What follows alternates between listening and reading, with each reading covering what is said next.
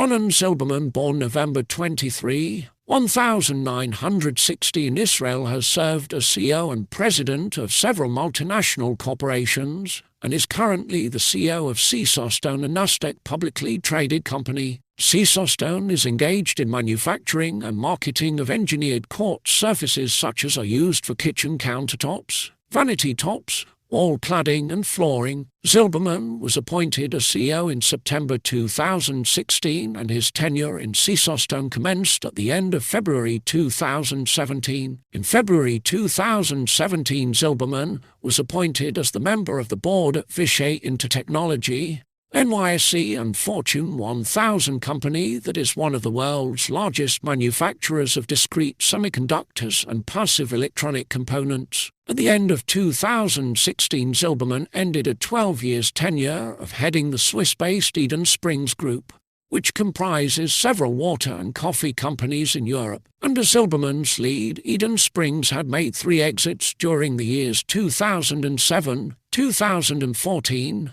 and 2016 from its partners, Danone Corporation, Och-ziff hedge fund and the private equity firm Rhône Group.